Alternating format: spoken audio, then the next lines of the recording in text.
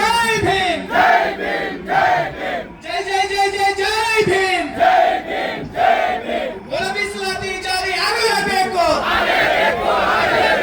ಒಳಬಿಸಲಾತಿ ಜಾರಿ ಆಗಲೇಬೇಕು ಜಯ ಜಯ ಜಯ ಜಯ ಜಯ ಭೀಮ್ ಜಯ ಭೀಮ್ ಜಯ ಭೀಮ್ ಜಯ ಜಯ ಜಯ ಜಯ ಜಯ ಭೀಮ್ ಜಯ ಭೀಮ್ ಜಯ ಭೀಮ್ ಆದೇಶ ಪತ್ರ ಕೊಡುವವರಿಗೆ ಬೆಂಗಳೂರು ಬಿಟ್ಟು ತೊಲಗುವುದಿಲ್ಲ ಆದೇಶ ಪತ್ರ ಕೊಡುವವರಿಗೆ ಬೆಂಗಳೂರು ಬಿಟ್ಟು ತೊಲಗುವುದಿಲ್ಲ ಆದೇಶ ಪತ್ರ ಕೊಡುವವರಿಗೆ ಬೆಂಗಳೂರು ಬಿಟ್ಟು ತೊಲಗುವುದಿಲ್ಲ ಒಳ ಮೀಸಲಾತಿ ಜಾರಿಗೆ ಆಗಲೇಬೇಕು ಒಳ ಮೀಸಲಾತಿ ಜಾರಿಗೆ 24 ಗಂಟೆ ಈ ಬಿಡಾರದಲ್ಲೇ ಕೊಡೋಣ, ಮುಕ್ತವಾಗಿ ಚರ್ಚೆ ಮಾಡೋಣ. ನಮ್ಮ ಸಹೋದರ ಸಮುದಾಯರು ನಮ್ಮ ಜೊತೆಗೆ ಬರ್ತಾರೆ, ನಾವು ತೆಕ್ಕೆ ಮಾಡ್ಕೊಂಡು ಅವ್ರನ್ನ ಅಲಾಯ್ ಬಲಾಯ್ ಆಡ್ತೀವಿ ಅಂದ್ಕೊಂಡಿದ್ದೀವಿ. ವ್ಯಕ್ತಿಗತವಾಗಿ ಎಲ್ಲರೂ ಫೋನ್ ಮಾಡಿ ಹೇಳಿದ್ವಿ, ಅವ್ರು ಬಂದಿಲ್ಲ. ಇನ್ನೂ ಕಾಯೋಣ. ನಮಗೆ ಪೇಷನ್ಸ್ ಇದೆ, ಸಹನೆ ಇದೆ. ಬಾಬಾ ಸಾಹೇಬರ ಆಶಯಗಳನ್ನು ಬಹಳ ವಸ್ತುನಿಷ್ಠವಾಗಿ ಪ್ರಾಕ್ಟಿಕಲ್ ಆಗಿ ಪ್ರಾಯೋಗಿಕವಾಗಿ ಓದಿರೋದ್ರಿಂದ ಆ ಸಹನೆ ನಮ್ಮ ಹತ್ರ ಇದೆ. ಅದಕ್ಕೋಸ್ಕರ ಈ ವೇದಿಕೆಗೆ ಈಗ ನಮ್ಮ ಪಿಚ್ಚಳ್ಳಿ ಶ್ರೀನಿವಾಸ್ ಅವರು ದಯವಿಟ್ಟು ಬರಬೇಕು. ಅದೇ ತರ ನಮ್ಮ ಸಿರಿಮನೆ ನಾಗರಾಜ್ ಅವರು ದಯವಿಟ್ಟು ವೇದಿಕೆ ಬರಬೇಕು. ದಯವಿಟ್ಟು ಭೀಮಣ್ಣ ಹಿರೇನಗರಲ್ಲಿದ್ದಾರೆ, ದಯವಿಟ್ಟು ಅವರು ಬರಬೇಕು ವೇದಿಕೆ ಮೇಲೆ. ನಮ್ಮ ಯಜ್ಞಹಳ್ಳಿ ಮೂರ್ತಿ ಅವರು ದಯವಿಟ್ಟು ಬರಬೇಕು. ದೀಪಾಂಜಲಿ ವೆಂಕಟೇಶ್ ಅವರು ದಯವಿಟ್ಟು ವೇದಿಕೆ ಕೂಡ ನೀವು ಮುಖಂಡರು. ವೇದಿಕೆ ಮೇಲೆ ಇರುವಂತ ಸಾಹಿತಿಗಳು ಮತ್ತು ಹಿರಿಯ ಹೋರಾಟಗಾರರು, ಬುದ್ಧಿಜೀವಿಗಳ ಅವರ ಪಾದಾರ ಬಿಂದುಗಳಿಗೆ ನಾನು ನಮಸ್ಕರಿಸುತ್ತಾ, ಮುಂಭಾಗದಲ್ಲಿರುವಂತಹ ನನ್ನ ಅಣ್ಣ ತಮ್ಮಂದಿರು ಮತ್ತು ಅಕ್ಕ ತಂಗಿಯರೇ, ಆತ್ಮೀಯ ಬಂಧುಗಳ, ಇವತ್ತು ಕರ್ನಾಟಕ ರಾಜ್ಯದಲ್ಲಿ ಹಲವಾರು ವರ್ಷಗಳಿಂದ ನಮ್ಮ ಪಾಲನ್ನು ನಮಗೆ ಕೊಡಿ ಅಂತೇಳಿ ಎಲ್ಲ ರಾಜ್ಯ ಸರ್ಕಾರಗಳು ಬಂದಲ್ಲಿ ಕೂಡ ನಾವು ಒಳ ಮೀಸಲಾತಿ ವರ್ಗೀಕರಣ ಮಾಡಬೇಕಂತೇಳಿ ಸುಮಾರು 30 ವರ್ಷಗಳ ಕಾಲ ನಮ್ಮ ದಲಿತ ನಾಯಕರು, ಹಿರಿಯ ಹೋರಾಟಗಾರರು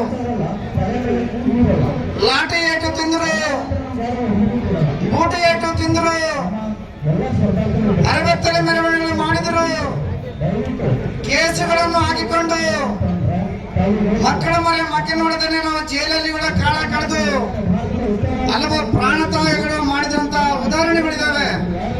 ಇಂತಹ ಉದಾಹರಣೆಗಳ ಸಂಬಂಧದಲ್ಲಿ ಕಳೆದ ಚುನಾವಣೆಯಲ್ಲಿ ಮಾನ್ಯ ಮುಖ್ಯಮಂತ್ರಿಗಳು ಸಿದ್ದರಾಮಯ್ಯ ಸಾಹೇಬರು ದೊಡ್ಡ ಮಟ್ಟದಲ್ಲಿ ಅಲೆಮಾರಿಗಳು ಮತ್ತು ಆದಿವಾಸಿಗಳು ಮತ್ತು ಬುಡಕಟ್ಟು ಸಮುದಾಯಗಳು ಎಲ್ಲ ನನ್ನ SC ST ಬಂಧುಗಳನ್ನು ಕರೆದು ಚಿತ್ರದುರ್ಗದಲ್ಲಿ ಮಾತು ಕೊಡ್ತಾರೆ. ಸ್ವಾಮಿ, ನಮಗೇನಾದ್ರು ನೀವೆಲ್ಲರೂ ಓಟ್ ಹಾಕಿ ನಮಗೆ ಕೇಳಿಸಿದ್ದೆ ನಿಜವಾದರೆ ಮೊದಲನೇ ಕ್ಯಾಬಿನೆಟ್ ಅಲ್ಲಿ ನಾನು ಒಳ ಮೀಸಲಾತಿ ಜಾರಿ ಮಾಡ್ತೀನಿ ಅಂತೇಳಿ ಸನ್ಮಾನ್ಯ ಸಿದ್ದರಾಮಯ್ಯ ಸಾಹೇಬರು ದೀನ ದಲಿತರ ಬಂಧುಗಳು ಮತ್ತು ಮುಖಂಡರುಗಳು ಮಾತು ಕೊಟ್ಟಿದ್ರು. ಅವತ್ತು ಸ್ವಾಮಿ, ಮಾನ್ಯ ಮುಖ್ಯಮಂತ್ರಿಗಳೇ, ತಾವು ದೀನ ದಲಿತರು ಮತ್ತು ಅಲೆಮಾರಿಗಳು ಮತ್ತು ತಾವು ಸಾಮಾಜಿಕ ಹೋರಾಟದ ಹಿನ್ನೆಲೆಯಿಂದ ಬಂದಂತ ಮಾನ್ಯ ಮುಖ್ಯಮಂತ್ರಿಗಳು, ತಾವು ಯಾಕೆ ಮೇನನ್ನ ಇಳಿಸ್ತಾರೋ ನಮಗೆ ಅರ್ಥ ಆಗ್ತಾ ಇಲ್ಲ. ಮಾನ್ಯ ಮುಖ್ಯಮಂತ್ರಿಗಳು, ತಾವು ಇವತ್ತು ನಮ್ಮ ದೀನ ದಲಿತರ ಬಂಧುಗಳ ಜೊತೆಯಲ್ಲಿ ನಾವು ಕೂಡ ಅಲೆಮಾರಿಗಳು ಸ್ವಾತಂತ್ರ್ಯ ಬಂದು ಶತಮಾನಗಳಿಂದ ನಾವು ಊರವರೆಗೆ ಟೆಂಟ್ ಹಾಕೊಂಡು ಯಾವುದೋ ಜಾಗದಲ್ಲಿ ಗುಡಾರಗಳನ್ನು ಹಾಕೊಂಡು ಯಾವುದೋ ಆಳಬಿದ್ದ ಮಂಟಪಗಳಿಗೆ ಜೀವನ ಮಾಡ್ತಾ ಇವತ್ತಿಗೂ ಕೂಡ ನಮ್ಮ ಜಾತಿ ಪ್ರಮಾಣ ಪತ್ರ ಇಲ್ಲದೆ, ನಮ್ಮ ಮಕ್ಕಳ ವಿದ್ಯಾಭ್ಯಾಸ ಇಲ್ಲದೆ, ನಾವು ಭಿಕ್ಷೆ ಬೇಡುವಂತಹ ಸಂದರ್ಭದಲ್ಲಿ ನಮ್ಮನ್ನು ಹಿಡಿದು ಒಳಗಾಗ್ತಂತ ಸಂದರ್ಭದಲ್ಲಿ ನಮ್ಮ ನಾಯಕರು, ನಮ್ಮ ಧ್ವನಿಯಿಂದ ಸಮುದಾಯಗಳು, ನಮ್ಮ ಹಸಿವಿನಿಂದ ಸಾಯುವಂತ ಸಂದರ್ಭದಲ್ಲಿ ನಮ್ಮ ನಾಯಕರಲ್ಲಿ ವೇದಿಕೆ ಮೇಲಿರುವಂತಹ ಬಂಧುಗಳು ನಮಗೆ ಅನ್ನ ಕೊಟ್ಟು ಸಲುಹಿದ್ರು. ನಾವು ನಡೆದಾಡುವಂತ ಸಂದರ್ಭ ಕೈ ಹಿಡಿದು ನಡೆಸಿದ್ರು. ನಮ್ಮ ಜೊತೆಲೆ ನೀವಿದ್ದೀರಿ, ನಿಮ್ಮ ಜೊತೆಲೆ ನಾವಿದ್ದೀವಿ, ನಿಮಗೆ ನ್ಯಾಯ ಕೊಡಿಸ್ತೀವಿ ಅಂತೇಳಿ ತಲಾಂತರದಿಂದ ನಮ್ಮನ್ನ ಹಸಿವಿನಿಂದ ಕೂಡ ಊಟ ಕೊಟ್ಟು ಸರಿದಂತ ನಾಯಕರ ಜೊತೆಲಿ ನಾವಿದ್ರೆ ನೀವು ಇವತ್ತು ಒಳ ಮೀಸಲಾತಿ ಜಾರಿ ಮಾಡ್ತೀವಿ ಅಂತ ಹೇಳಿ ಸುಪ್ರೀಂ ಕೋರ್ಟ್ ಆದೇಶ ಬಂದು ಅಂತ ವರ್ಷವಾಯ್ತು. ತಾವೇನು ಅವರವರ ಸಮುದಾಯದ ಅನುಗುಣವಾಗಿ ಜನಸಂಖ್ಯೆದ ಆಧಾರದ ಮೇಲೆ ನಾವು ನ್ಯಾಯ ಕೊಡ್ತೀವಿ ಅಂತೇಳಿ ಸನ್ಮಾನ್ಯ ನಿವೃತ್ತ ನ್ಯಾಯಮೂರ್ತಿಗಳ ನಾಗಮೋಹನ್ ದಾಸ್ ಅವರ ನೇಮಕ ಮಾಡಿ ವರದಿ ಸಲ್ಲಿಸಿದ್ರು. 7ನೇ ತಾರೀಕು ವರದಿ ಬಂದ ಕೂಡಲೇ ನಾವು ನ್ಯಾಯ ಕೊಡ್ತೀವಿ ಅಂತಂದು ಹೇಳಿದ್ರಿ. ಇವತ್ತು ಯಾಕೋ ಏನೋ ಅದು ಹಿಂದೆ ಮುಂದೆ ನೋಡ್ತಾ ಇದ್ರಿ.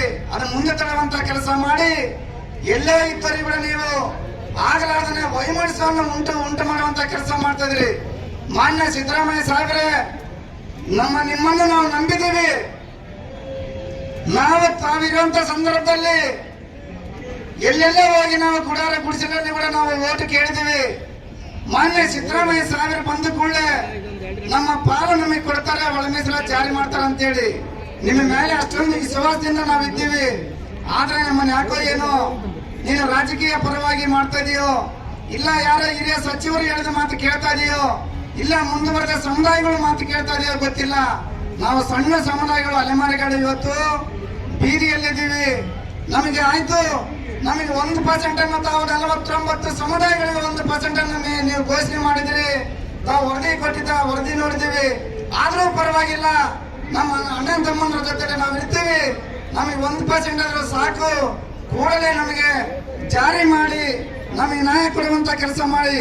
ಇಲ್ಲಂದ್ರೆ ನಮ್ಮ ಸಮುದಾಯಗಳು ಅಲೆಮಾರಿಗಳು ಇವತ್ತು ಅನ್ನ ಇಲ್ಲದೆ, ಊಟ ಇಲ್ಲದೆ, ಯಾವುದೇ ವಿದ್ಯಾಭ್ಯಾಸ ಇಲ್ಲದೆ ನಾವು ಬೀದಿಯಲ್ಲಿ ಕಾಲ ಕಳಿತಿದ್ದೀವಿ.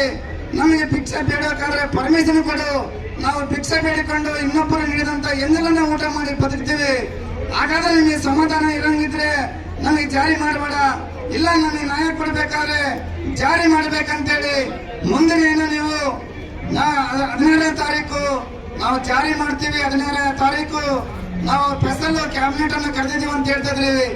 ಅವತ್ತಿಗಾದ್ರೂ ಜಾರಿ ಮಾಡಿಲ್ಲ ಅಂದ್ರೆ ನಾವು ಉಗ್ರ ಹೋರಾಟ ಮಾಡ್ತೀವಿ. ನಾವು ಭಿಕ್ಷೆ ಬೇಡಿಕೊಂಡಾದ್ರೆ ಇವತ್ತು ಸಭೆಯಲ್ಲಿ ಇರ್ತೀವಿ, ಅದೇ ಜೋಡಿ ಹಾಕೊಂಡು ಭಿಕ್ಷೆ ಬೇಡಿ ಇಲ್ಲಿರ್ತೀವಿ.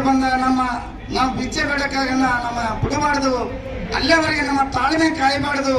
ಆದಷ್ಟು ಬೇಗ ನಮ್ಮ ನಾಯಕರ ಬೇಡಿಕೆ ಈಡೇರಿಸಬೇಕಂತೇಳಿ ಮಾನ್ಯ ಸಿದ್ದರಾಮಯ್ಯ ಸಾಹೇಬರಿಗೆ ನಾನು ಕೈ ಮುಗಿದು ಕೈ ಜೋಡಿಸಿ ಮನವಿ ಮಾಡ್ತೇನೆ.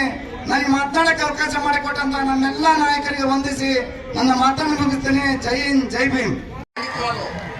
ಈ ಸಾಂಕೇತಿಕದಲ್ಲಿ ನೀವು ಏನಾದರೂ ನಿರ್ಲಕ್ಷ್ಯ ಮಾಡಿದರೆ ನಿಮ್ಮ ಸರ್ಕಾರಕ್ಕೆ ಅಪಾಯ ಇದೆ.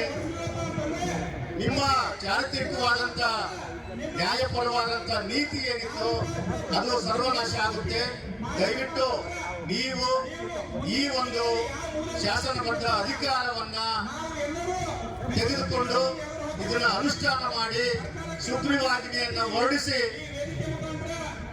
ಬಹುದಿನಗಳ ಅಪ್ಪತ್ತಾಯವಾಗಿರುವಂತಹ ಈ ಸಮಸ್ಯೆಗೆ ಶಾಶ್ವತವಾದಂತಹ ಒಂದು ಪರಿಹಾರವನ್ನ ಹುಡುಕಬೇಕು.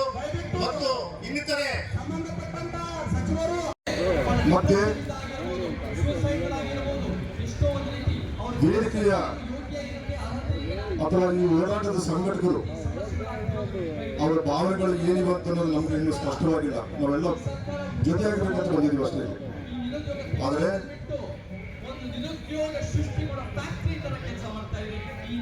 ಸಿದ್ದರಾಮಯ್ಯನವರು 2013ರಿಂದ ಇಲ್ಲಿವರೆಗೆ ಅವರು ನಡೆದಿರ್ತಕ್ಕಂಥ ಅವರ ನಡೆಗಳನ್ನು ಗಮನಿಸ್ತಕ್ಕಂಥವ್ರು ಯಾರಿಗೇ ಆದರೂ ಕೂಡ ಬಹುಶಃ ಸಿದ್ದರಾಮಯ್ಯ ಮಾದಿಗರ ಪರವಾಗಿಲ್ಲ ಅಂತ ಅನ್ನೋದೇ ನಮಗೆ ಸಾಬೀತಾಗಿದೆ.